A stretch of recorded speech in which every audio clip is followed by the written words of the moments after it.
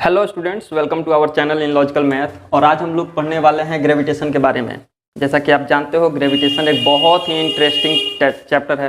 Video start किया और ये शुरू हो गया। तो मैं क्या बोल रहा था, ग्रेविटेशन एक बहुत ही इंटरेस्टिंग चैप्टर है और इसमें हम लोग बहुत सारे टॉपिक्स को पढ़ने वाले हैं और मैं इस पे कंप्लीट वीडियो बनाने वाला हूँ। हर एक टॉपिक के लिए एक अलग वीडियो। तो आओ ग्रेविटेशन के मजे लो और आराम से पढ़ो। देखो, ग्रेविटेशन में सबसे पहले हम बता दें कि पढ़ने वाले क्या क्या हैं हम लोग। तो सबसे पहला जो टॉपिक आएगा वो आएगा ग्रेविटेशनल फोर्स, यानी ग्रेविटेशनल फोर्स कहते किसे हैं। उसके बाद आएगा यूनिवर्सल लॉ ऑफ ग्रेविटेशन, उसके बारे में। फिर केपलर्स लॉ आएगा। फिर उसके बाद हम लोग पढ़ेंगे एक्सेलरेशन ड्यू टू ग्रेविटी के बारे में। फिर हम लोग फ्री फॉल के बारे में पढ़ेंगे। फिर हम लोग इसके वेलोसिटी के बारे में पढ़ेंगे। एग्जाम्पल्स भी बीच बीच में चलता रहेगा। हर एक टॉपिक पे प्रॉपर एग्जाम्पल दिया जाएगा आपको और अच्छे से समझाया जाएगा। तो ओके, बिना समय को खराब किए स्टार्ट करते हैं ग्रेविटेशन के बारे में। सबसे पहला टॉपिक हमारा ग्रेविटेशनल फोर्स। ग्रेविटेशनल फोर्स क्या होता है भाई? ग्रेविटेशनल फोर्स ये क्या होता है? ग्रेविटेशनल फोर्स, देखो, दुनिया के वो सारे बॉडी जिनके पास मासेस हों, दुनिया के वो सारे बॉडी जिनके पास मासेस हों, जैसे मान लो ये एक बॉडी है ए और ये एक बॉडी है बी। मैंने छोटा छोटा बनाया है, आप समझना है इसको। अगर इसके पास मैं कहूं कि मास m1 है और इसके पास मास m2 है, तो ये एक दूसरे को अट्रैक्ट करेंगे, ये एक दूसरे को अट्रैक्ट करेंगे, है ना। इसको मान लो F1, इसको मान लो F2। तो F1 और F2 लगा इसकी वजह से और F1 लगा इसकी वजह से। तो जो अट्रैक्ट करने वाले फोर्स है ना, उसको हम लोग कहेंगे ग्रेविटेशनल फोर्स। बोलो, बात समझ आया क्या? जो अट्रैक्ट करने वाला फोर्स है ना, उसको हम लोग कहेंगे ग्रेविटेशनल फोर्स। जैसे जैसे ये तो सर अर्थ हो गया, अर्थ हो गया, ये हो गया मून। क्या मून के पास मास है? हाँ, मास ऑफ मून इसे बोल दो। क्या अर्थ के पास मास है? हाँ, मास ऑफ अर्थ इसे बोल दो। तो क्या ये एक दूसरे को अट्रैक्ट कर रहे हैं? हमने बोला हाँ, ये एक दूसरे को अट्रैक्ट कर रहे हैं। और इनके बीच में जो फोर्स लग रहा है, उस फोर्स को हम लोग ग्रेविटेशनल फोर्स कहते हैं। बोलो, बात समझ में आया क्या? और इसीलिए ग्रेविटेशनल फोर्स का डेफिनेशन क्या होता है? अगर आपसे कोई पूछ दे कि व्हाट इज ग्रेविटेशनल फोर्स, तो आप बोलोगे the force of attraction, the force of attraction between two bodies by virtue of their masses। ये R है, is called gravitational force। ये वाला चीज यहाँ पे is called gravitational force। बोलो, बात समझ में आया? By virtue of their masses, बस इतना ही पे स्ट्रिक्ट कर जाना है हम लोगों को, इतना ही पे रुक जाना है कि दो बॉडी जिनके पास मासेस हुए हैं, वो एक दूसरे को अट्रैक्ट करते हैं और उस मास के द्वारा लगे हुए फोर्स, मास के कारण लगे हुए फोर्स को हम लोग ग्रेविटेशनल फोर्स कहते हैं। अपना जो पूरा सोलर सिस्टम है ना, जो पूरा सोलर सिस्टम, बहुत सारे इसके एग्जाम्पल्स हैं, वो पूरा का पूरा सोलर सिस्टम टिका हुआ है बाबू ग्रेविटेशनल फोर्स पे। सोलर सिस्टम टिका हुआ है ग्रेविटेशनल फोर्स पे। आपने अवश्य सुना होगा लो टाइड्स हाई टाइड्स के बारे में ज्योग्राफी में। तो जो हाई टाइड है, high tide and low tide, ये भी एक एग्जाम्पल है ग्रेविटेशनल फोर्स का, है ना।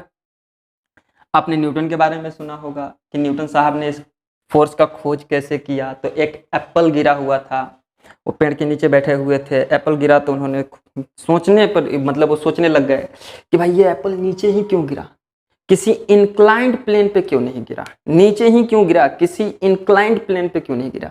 इंक्लाइंड मतलब वर्टिकल से कुछ एंगल बनाते हुए क्यों नहीं गिरा। कैसे समझाऊं? यहाँ पे देखो देखो देखो देखो, ये अपना मान लो, ये अपना ये पूरा अर्थ है और यहाँ पे एक पेड़ बना हुआ है ऐसे। मैं इसे हटा देता हूँ और ये मान लो ये अपना एप्पल का पेड़ है, यहाँ पे ऐसे न्यूटन साहब बैठे हुए हैं ऐसे, और यहाँ से जो एप्पल गिरा ना, वो ऐसे एकदम नीचे ऐसे अर्थ के सेंटर की तरफ गिरा। वर्टिकल से इधर क्यों नहीं गिरा, इधर क्यों नहीं गिरा, सिर्फ इधर ही क्यों गिरा? ये सोचने लग गए। ये ऐसे हॉरिजेंटली, ये एप्पल ऐसे, यहां से एप्पल की बात कर रहे हैं हम लोग, ये हॉरिजेंटली इधर क्यों नहीं चला गया, इधर क्यों नहीं चला गया, सिर्फ नीचे ही क्यों गिरा। तो खोजते खोजते खोजते खोजते उन्होंने यही बात पाया कि भैया जो बॉडीज हैं, उस बॉडीज में अगर मासेस हैं तो उस मासेस की वजह से एक फोर्स लगता है, और उस फोर्स को हम लोग ग्रेविटेशनल फोर्स कहते हैं। चलो, न्यूटन की कहानी हो गई, ये हो गया, वो हो गया। आगे बढ़ते हैं हम लोग, ठीक है। और बताता हूँ आपको, और बताता हूँ फोर्स। तो ग्रेविटेशनल फोर्स को हमने समझा क्या होता है, कैसे लगता है। इस फोर्स के बारे में मैं थोड़ा सा आपको बता दूं, ग्रेविटेशनल फोर्स के बारे में डिटेल में कि क्या होता है ना।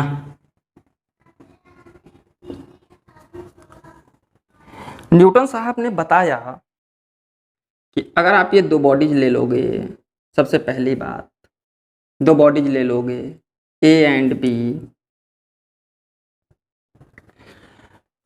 तो ए बॉडी जो है बी को अपनी तरफ अट्रैक्ट करेगा और बी बॉडी जो है ए को अपनी तरफ अट्रैक्ट करेगा। लेकिन ये जितने फोर्स से लगेंगे, ये जितने फोर्सेस लगेंगे इस पे, वो दोनों फोर्स इक्वल होगा। मान लो ये फोर्स मैं कहूँ F1 है, ये फोर्स F2 है, तो force F1 is equal to होगा F2। बात समझ लेना, F1 इज इक्वल टू होता है F2। यानी कि बॉडी बड़ा रहे या छोटा रहे, बॉडी बड़ा रहे या छोटा रहे, दोनों एक दूसरे पे इक्वल फोर्स एक्सर्ट करते हैं। कमाल की बात है ना, कमाल की बात है ना। मान लो ये अर्थ है, अर्थ है ये, और हमने यहाँ पे एक स्टोन छोड़ा, पत्थर, स्टोन। तो स्टोन छोड़ते हैं तो स्टोन को अर्थ क्या करता है, खींच लेता है। जैसे मैं यहाँ पे मार्कर छोड़ रहा हूँ, शिट नीचे आ गया, अर्थ ने मार्कर को अपनी ओर अट्रैक्ट किया। तो क्या मार्कर ने भी अर्थ को अट्रैक्ट किया? Obviously yes. इस स्टोन ने भी इस अर्थ को अट्रैक्ट किया, अपनी तरफ अट्रैक्ट किया। ये बात अलग है कि अर्थ अट्रैक्टेड नहीं हुआ, उसकी तरफ नहीं गया, जबकि स्टोन उसकी तरफ आ गया। और यह भी बात सत्य है कि स्टोन ने जितना फोर्स लगाया अर्थ पे F2 और अर्थ ने जितना फोर्स लगाया स्टोन पे F1, ये दोनों फोर्सेस इक्वल हैं बाबू, ये दोनों फोर्सेस इक्वल हैं, है ना। बॉडी चाहे बड़ा हो या छोटा हो, ये दोनों फोर्सेस बराबर होते हैं। बोलो मजा आया समझ के ये फैक्ट? तो दोनों फोर्सेस इक्वल होते हैं। ठीक ठीक ठीक, अभी मैं समझाऊंगा अर्थ फिर उधर क्यों नहीं गया, अभी समझाऊंगा, समझना बात को। लेकिन पहले इस पॉइंट को तो क्लियर कर लूं, पहला पॉइंट। दूसरा पॉइंट, ये दोनों फोर्सेस हमेशा अपोजिट डायरेक्शन में होते हैं, अपोजिट डायरेक्शन में, यानी कि F1 and F2 must be in opposite direction. ये हमेशा अपोजिट डायरेक्शन में होगा। क्यों? क्योंकि अट्रैक्ट कर रहा है ना एक दूसरे को, तो अट्रैक्ट कर रहा है तो कभी सेम डायरेक्शन में आएगा क्या? कभी सेम डायरेक्शन में आएगा क्या? नहीं आएगा ना। एक इधर खींचेगा तो एक इधर खींचेगा। तीसरा इंपॉर्टेंट पॉइंट, यूनिवर्सल लॉ पे भी बात नहीं कर रहे हैं, सिर्फ उन्होंने क्या क्या बताया इस पे बात कर रहा हूं। तीसरा इंपॉर्टेंट पॉइंट जो ये है कि it is a central force. It is a central force. ये कैसा फोर्स है? सेंट्रल फोर्स है। सेंट्रल फोर्स मतलब, सेंट्रल फोर्स मतलब, सेंट्रल फोर्स मतलब it always acts along the center of the, acts along the line joining center of the two bodies। जैसे मान लीजिए कि यहाँ पे एक बॉडी है ऐसे, और एक बॉडी यहाँ पे है ए बी। एकदम आपको ग्रेविटेशन अच्छे से क्लियर करा दूंगा मैं। इसका सेंटर यहाँ, इसका सेंटर यहाँ, है ना। तो इससे लाइन ज्वाइनिंग होने वाला लाइन क्या होगा? यहाँ। तो ये बॉडी इस पे एग्जैक्ट इसी लाइन पे फोर्स लगाएगा, अपनी तरफ खींचेगा ऐसे, और ये बॉडी जो है ना, ये वाला बॉडी इस पे इसी तरफ फोर्स लगाएगा, इसी तरफ फोर्स लगाएगा। समझ में आया बात? इसी तरफ फोर्स लगाएगा। तो ये इसीलिए इसको सेंट्रल फोर्स कहते हैं। चौथा important point, fourth important point क्या है भैया? Fourth important point, it is the weakest force in nature. इसको भी समझाऊंगा ये वीकेस्ट फोर्स क्यों है, आपको टेंशन लेने की कोई जरूरत नहीं है, ठीक है। तो ये आप लिख लो, it is the weakest force in nature, यह पूरे नेचर में सबसे कम लगने वाला फोर्स है। आप क्या समझते हो? ग्रेविटेशनल फोर्स बहुत बड़ा फोर्स है। ग्रेविटेशनल फोर्स मार्कर को खींच लिया तो बहुत बड़ा फोर्स हो गया। ग्रेविटेशनल फोर्स मान लो अर्थ जो है वो अर्थ किसी ट्रक को भी खींच लिया तो बहुत बड़ा फोर्स हो गया। नहीं, ये नेचर का वीकेस्ट फोर्स है। ठीक है, ऐसे बड़े बड़े फोर्सेस हैं। इससे बड़ा मैग्नेटिक फोर्स है, इससे ज़्यादा इलेक्ट्रोस्टैटिक फोर्स है, सबसे ज़्यादा न्यूक्लियर फोर्स है। आप लोग जरूर सुने होंगे इस बात को। ओके, तो बात आपको समझ में आ गया। तो it is the weakest force in the nature, ये नेचर का वीकेस्ट फोर्स है। बात समझ आया क्या? ठीक ठीक ठीक ठीक ठीक, इतना पॉइंट क्लियर हो गया। अच्छा अच्छा अच्छा, तो आते हैं इस पॉइंट पे फिर कि सर आपने बताया कि जो स्टोन है वो अर्थ पे बराबर इक्वल फोर्स लगाता है, फिर अर्थ क्यों नहीं खींचाता है? क्यों नहीं खींचाता है? अर्थ क्यों नहीं अट्रैक्ट होता है ना? है ये क्यों अट्रैक्ट हो जाता है? स्टोन ही क्यों अट्रैक्ट हो जाता है? तो सोचो बाबू, सोचो। मान लो मैं ऐसे समझाता हूँ इस फिगर को इधर करके, ये अर्थ है, ये है आपका स्टोन। आप इस पे मास मानो, इस स्टोन का मास कितना होगा? इस स्टोन का मास, आप समझ रहे हो बात को? इसका मास होगा मान लो 100 ग्राम, 100 ग्राम मान लेते हैं। अर्थ का मास कितना है? 6 × 10⁻24 kg के आसपास, इतना मास है अर्थ का। अब आप दिमाग लगाओ कि जो दोनों पे फोर्स लगा, F1 F2, दोनों पे जो फोर्स लगा, उल्टा लिखा है ना यहाँ पे, तो इसके अकॉर्डिंग लिखता हूं, यहाँ पे F1, यहाँ पे F2। तो इससे जो एक्सेलरेशन उत्पन्न हुआ, एक्सेलरेशन ऑफ अर्थ, अर्थ का एक्सेलरेशन, वो क्या होता है? फोर्स बटा मास। आप लोग जरूर पढ़े होंगे। तो फोर्स बटा में अगर मैं मास लिखूं, इतना बड़ा मास, तो इसका एक्सेलरेशन कितना होगा? Almost zero, almost zero, almost zero, बहुत छोटा, बहुत छोटा।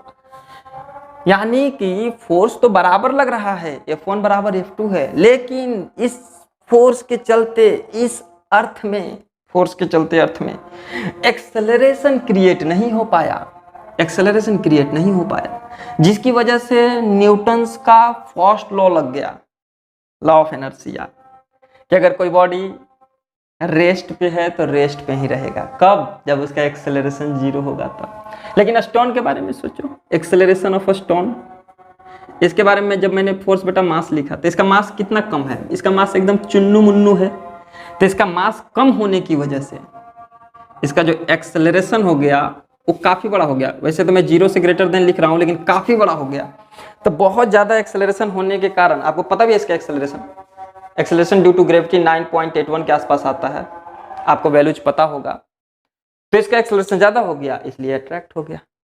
बोलो, बात समझ आया क्या? अरे यही तो कहानी है सोलर सिस्टम में भी।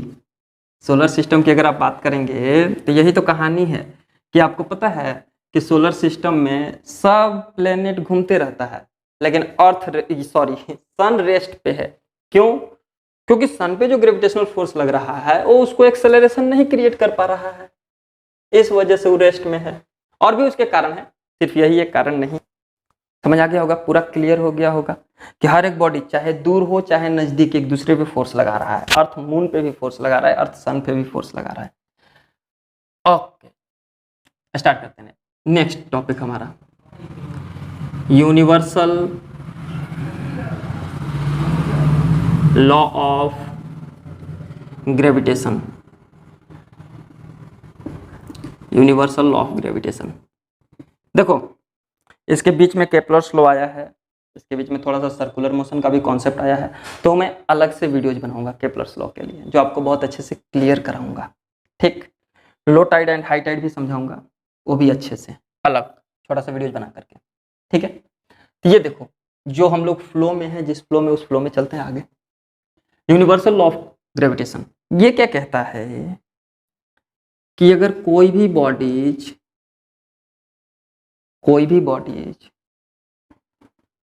आर डिस्टेंस पे मान लीजिए रखा हुआ हो, एक दूसरे से आर डिस्टेंस पे रखा हुआ हो, है ना, और इसका मास मान लो आप m1 हो और इसका मास m2 हो, ठीक है, तो इसके बीच में जो लगने वाला फोर्स होता है उसके उन्होंने न्यूटन साहब ने दो लॉ बनाए, first law and second law, दो लॉ बनाए। तो आइए हम लोग समझते हैं फर्स्ट लॉ क्या होता है, एकदम अच्छे से समझना। दो लॉ बनाया उन्होंने।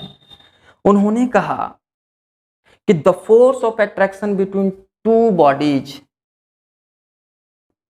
एफ एफ, अब मैं F1 F2 नहीं लिख रहा हूं, दोनों को F लिख रहा हूं क्योंकि मुझे ये बात पता चल गया है कि दोनों फोर्स इक्वल होते हैं। तो उन्होंने लिखा the force of attraction between two bodies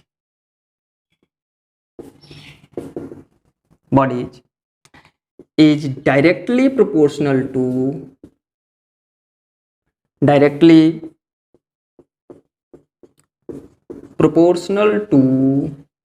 the product of their masses.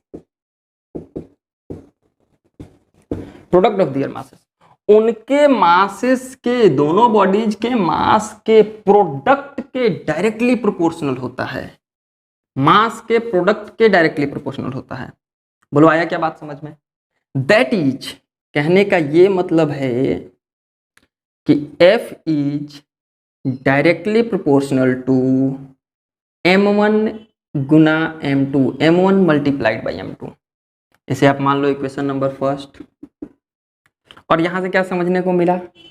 समझने को ये मिला कि अगर किसी भी एक बॉडी की मास बढ़ा दी जाए, किसी भी एक बॉडी की मास बढ़ा दी जाए तो ग्रेविटेशनल फोर्स बढ़ जाता है, क्योंकि डायरेक्टली प्रोपोर्शनल है ना। डायरेक्टली प्रोपोर्शनल का मतलब ही होता है कि एक बढ़ा तो दूसरा भी बढ़ा। किसी भी एक बॉडी की मास बढ़ा दी जाए तो ग्रेविटेशनल फोर्स बढ़ जाता है, दोनों की मास बढ़ा दी जाए तो ग्रेविटेशनल फोर्स और ज्यादा बढ़ जाता है। बोलो बात समझ आया क्या? ये था फर्स्ट लॉ उनका। अच्छा ठीक, सेकेंड लॉ क्या था? सेकेंड लॉ आ जाओ, उस पर भी विचार करते हैं। सेकेंड लॉ न्यूटन साहब ने सेकेंड बार में बताया कि इट इज मतलब कौन? Force inversely proportional to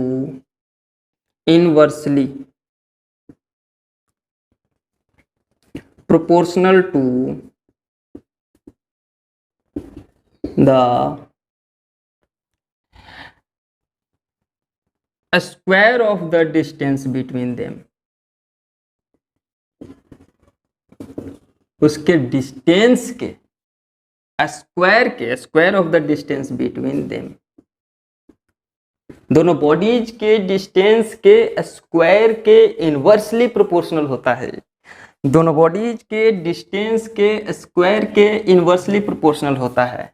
that is F is inversely proportional. Inversely proportional लिखने का तरीका क्या है? रेसिप्रोकल में कर दो, 1/r², क्योंकि यहाँ पे हमने डिस्टेंस को क्या मान लिया? r मान लिया। तो it is inversely proportional to the square of distance between them. ये दो लॉ थे। इसका मतलब कि अगर डिस्टेंस बढ़ा दी जाए तो उसके बीच में लगने वाला ग्रेविटेशनल फोर्स उसके स्क्वायर जितना कम हो जाएगा, घट जाएगा। इनवर्सली प्रोपोर्शनल है। मेरी बातों को समझो, कनेक्ट हो जाओ मुझसे, तब समझ आएगा। अगर डिस्टेंस को बढ़ा दिया जाए, डिस्टेंस को यहां से यहां कर दिया जाए, है ना, तो उसका फोर्स उसके स्क्वायर जितना घट जाएगा।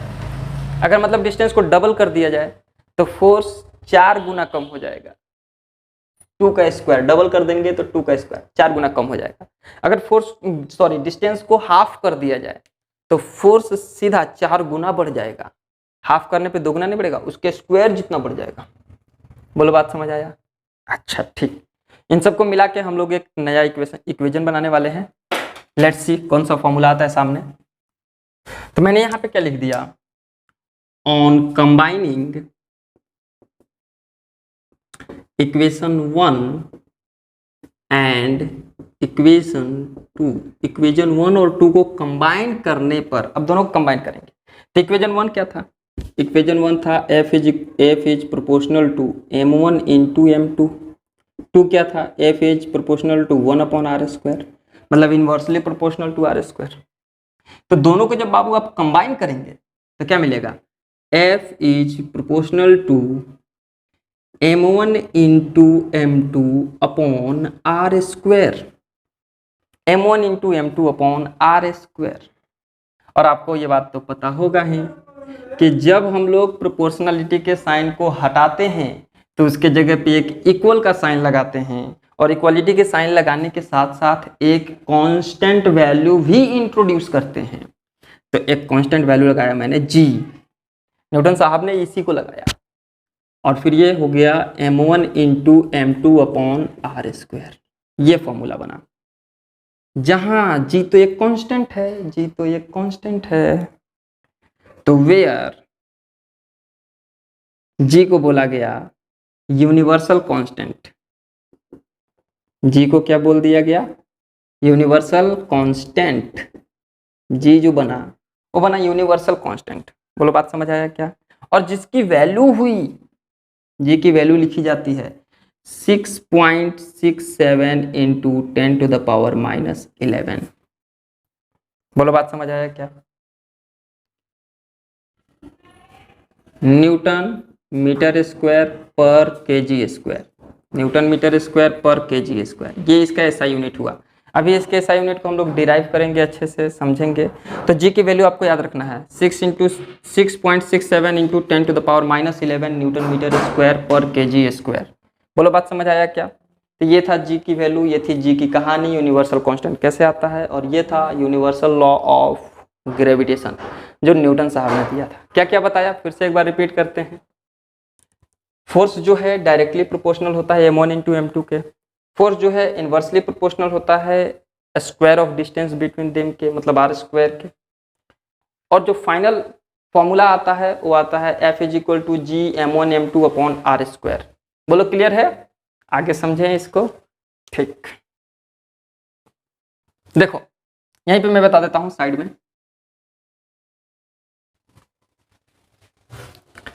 में मैं आपको बता देता हूं यूनिट ऑफ G के बारे में। यूनिट ऑफ G कैसे आया, ये न्यूटन मीटर स्क्वायर पर केजी स्क्वायर। सोचो F की वैल्यू कितनी आई, G M1 M2 upon r², आया ना जी। फोर्स को आप क्या लिखेंगे, न्यूटन, क्योंकि फोर्स कैसा भी हो दुनिया में, चाहे वो ग्रेविटेशनल फोर्स हो, मैग्नेटिक फोर्स हो, इलेक्ट्रोस्टैटिक फोर्स हो, कैसा भी फोर्स हो, उसका तो ऐसा यूनिट भैया न्यूटन ही होने वाला है है कि नहीं। ऐसा यूनिट कभी बदलेगा क्या, तो ये आ गया न्यूटन। न्यूटन ये जी के जगह पे जी लिख देते हैं अभी कुछ देर के लिए, क्यों, क्योंकि इसी का यूनिट निकालना है। बाकी बचा M1 इंटू M2। तो M1 क्या है, मास है, मास का ऐसा यूनिट क्या होगा kg, इंटू इसका भी ऐसा unit kg upon r²। r क्या है, डिस्टेंस है। डिस्टेंस को किस चीज में मेजर करते हैं, मीटर में। तो मीटर का स्क्वायर है तो क्या हो जाएगा, मीटर स्क्वायर। अब सोचो इधर डिवाइड में, इधर गया मल्टीप्लाई में, तो पहले इसको अच्छे से लिख लेते हैं। Newton is equal to G KG into KG square upon metre square. इधर उधर कर लो, इधर गया ये इधर गया, तो जी की वैल्यू क्या मिला, न्यूटन मीटर स्क्वायर पर केजी स्क्वायर। आया कि नहीं आया।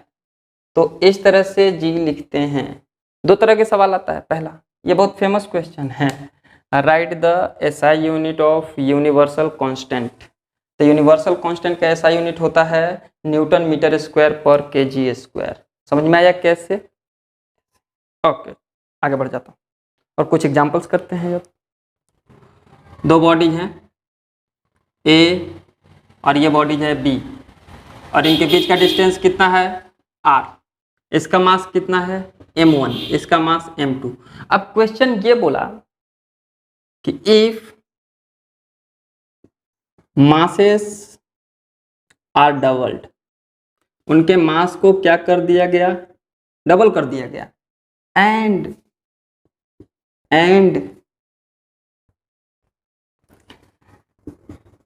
द डिस्टेंस इज हाफ,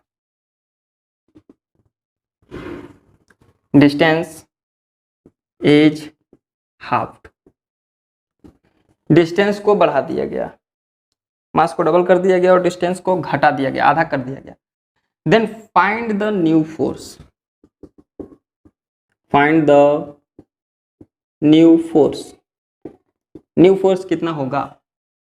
अच्छा मैंने ये बता दिया है ना कि जो ग्रेविटेशनल फोर्स होता है वीकेस्ट इन नेचर होता है। चलो ठीक है, सेंटर पे एक्ट करता है। ओके देखो क्या होगा, तो सॉल्यूशन शुरू कर दो।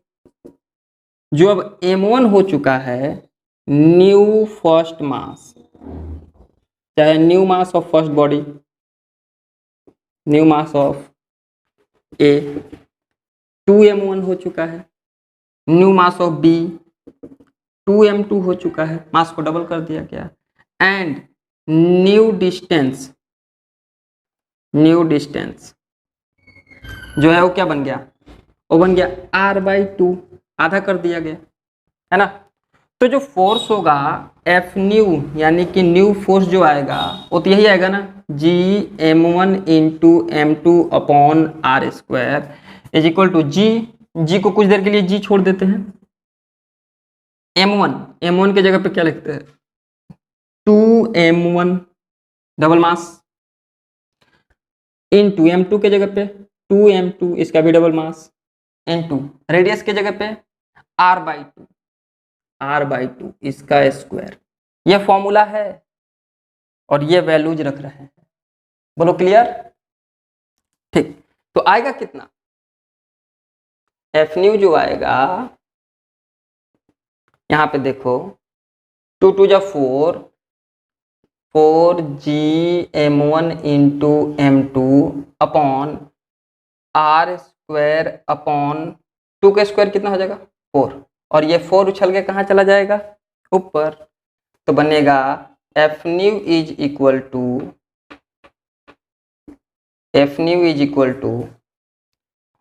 4 उछल के ऊपर चला गया तो 4 into 4 Gm1 m2 upon r²।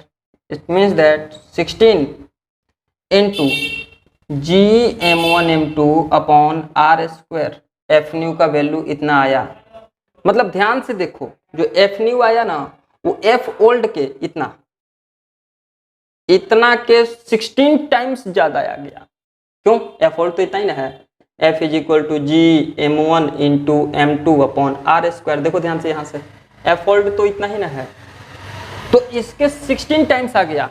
It means that F new is equal to 16 into F,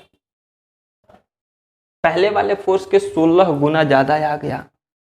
आया बात समझ में?